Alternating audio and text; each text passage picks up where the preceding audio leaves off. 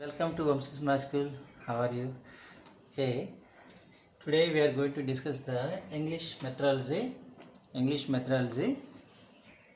GTM method. Already discussed the earlier. What is the approach and method and technique? So already we are discussed. Once you did our video. So before that one. Okay. So now we are going to today discuss the GTM method. GTM method for the DSC, School Assistant English, SGT and all science and social. Science and social ఎందుకంటే ప్రతి దాంట్లో కూడా English methodology grammar ఉంటుంది, దాంతోపాటుగా methodology ఎడతాడు. So each and everybody important. So ప్రతి ఒక్కరికి ఇది important. Definitely in the examination or either TET, school assistant or SGT or any other TET competitors. So 1 mark or 2 marks, 3 marks will come from the approach, method, techniques. So many methods are there, techniques and approach are there. So one by one we'll see that. ఒక్కో method చెప్తూ ఉంటాను, దాన్ని మీరు note చేసుకుంటే understand చేసుకోండి. GTM method అంటే grammar translation method. What is that? Grammar translation method. So ఎప్పుడు దీన్ని ఇంట్రడ్యూస్ చేశారు? 1840s and to 1940s. 1840s to 1940s. So ఇప్పుడు ఇంట్రడ్యూస్ చేశారని చెప్తే ఆ బిట్లో అలగడవచ్చు. It is the oldest method. బాగా పాత అయినటువంటి మెథడ్ అన్నమాట. Everybody using the grammar translation method when they are coming the new to teach the something else, English or any other subject, especially language subject.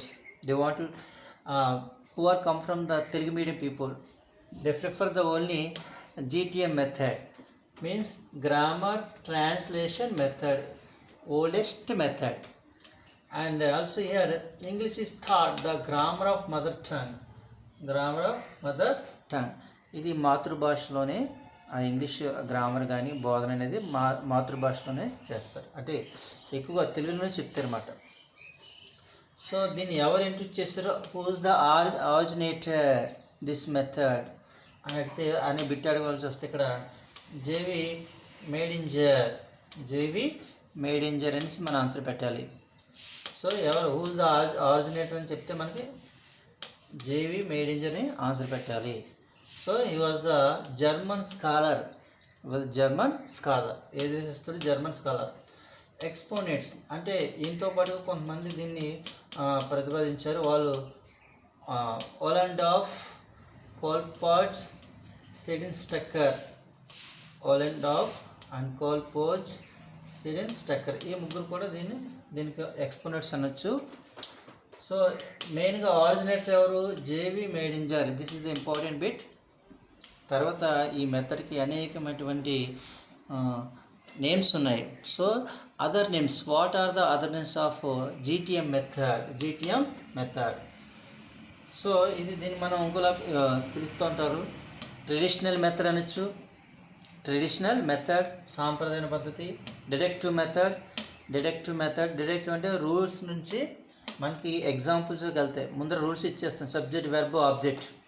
So I go to school everyday అలాగ మనం ముందర rule చెప్పేసి తర్వాత మనం దాని యొక్క example అని ఇస్తాం. So first of all is the rule, that is the deductive.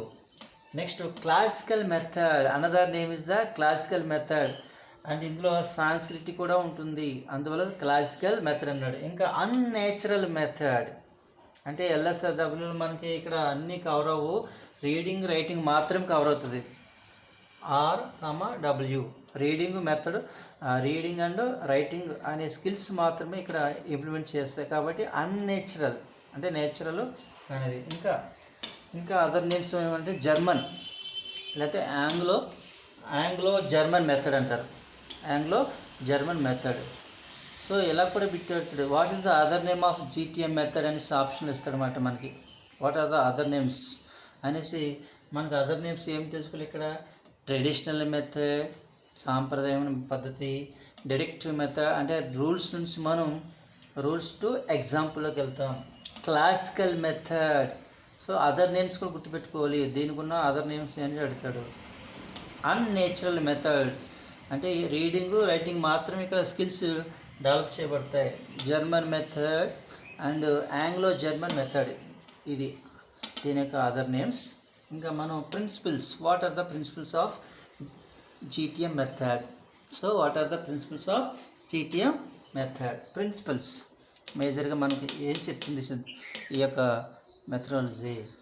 Mother tongue is dominated. చూసారా, మదర్ టంగ్ ఈజ్ డామినేటెడ్. ఎక్కువగా తెలుగులో యూజ్ చేస్తారు. వాడు ఏమి మాట్లాడినా ప్రతి పదాన్ని కూడా తెలుగులో మనకి అనువదిస్తున్నారు. Mother tongue is dominated year.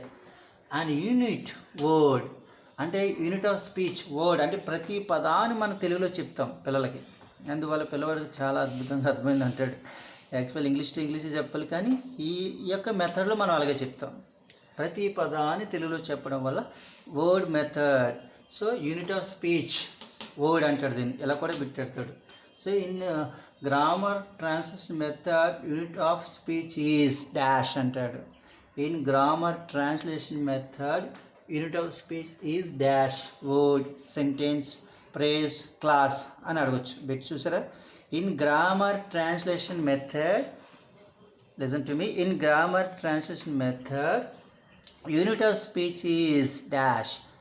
Option A word, option B sentence, option C phrase, option D class.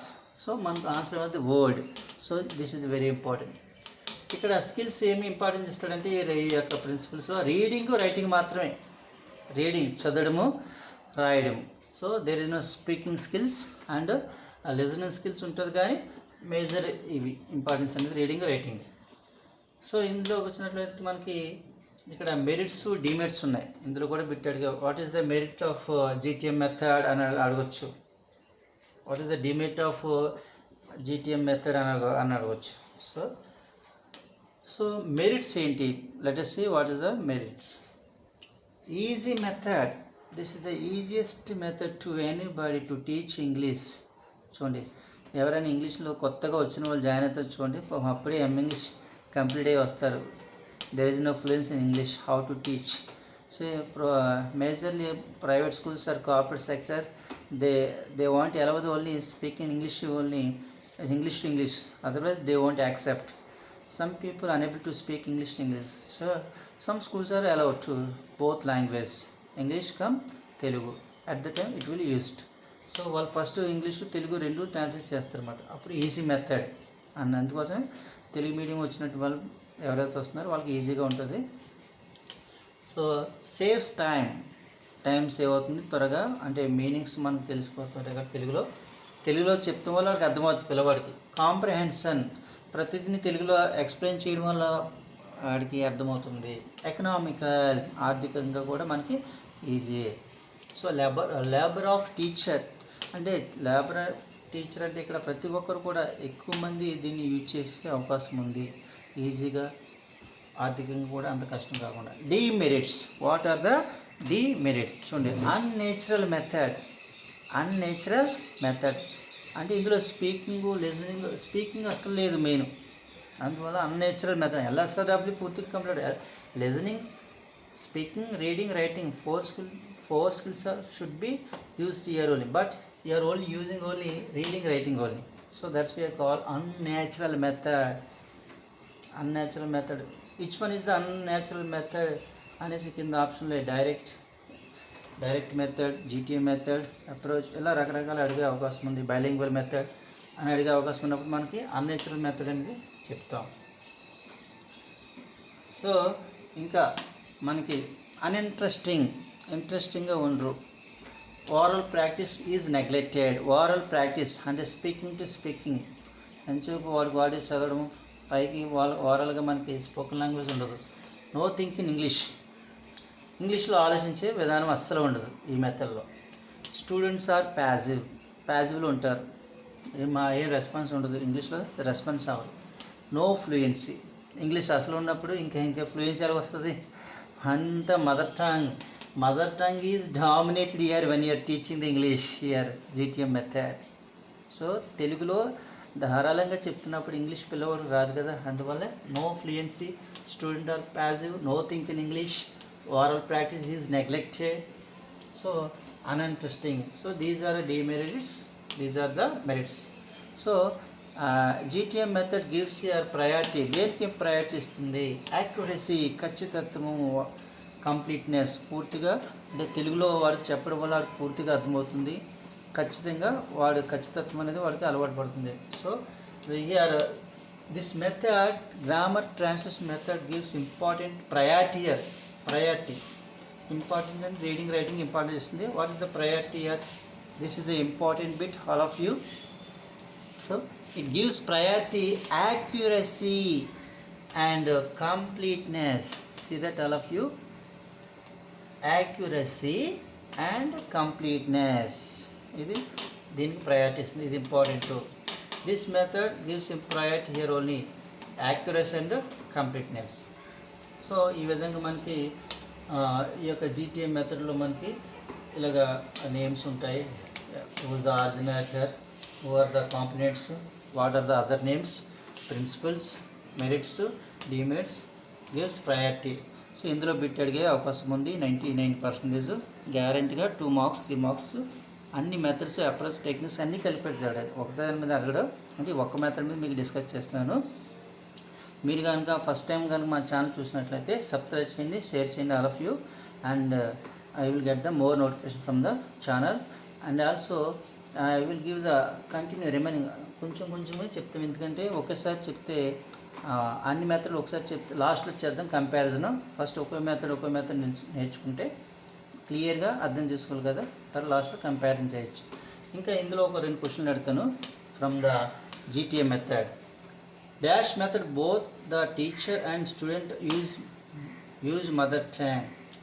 Dash method both the teacher and student use mother tongue. ఇది టీచర్ స్టూడెంట్ ఇద్దరు కలిసి వాడేటువంటి మదర్ టంగ్ భాష వాడేటువంటి method ఏదంటే GTM method. ఏంటిది? GTM method. ఇంకో question, more number of new words can be taught in. More number of new words can be taught in. ఎక్కువ నెంబర్ ఆఫ్ వర్డ్స్ మనకు బోధించబడుతుంది అంటే న్యూ వర్డ్స్, కొత్త words మనకి ఇందులో చెప్పబడతాయి. ఇది GTM method. And also in GTM method means grammar translation method, unit of speech is dash word. This is very very important. So this is all of you, GTM method, English methodology, SA or DSC, HCT, all the remaining English. ఎవరికైతే grammar ఉంటుందో వాళ్ళతో పాటు methodology కూడా ఉంటాయి. Social, biology, science అందరూ కూడా ఉపయోగపడుతుంది, especially school study English also. Okay, remaining will see later. First of all, and listen to properly, get the answers and get the marks from the public means DSC. Okay, subscribe, share your friends, don't forget. Okay, see you, bye.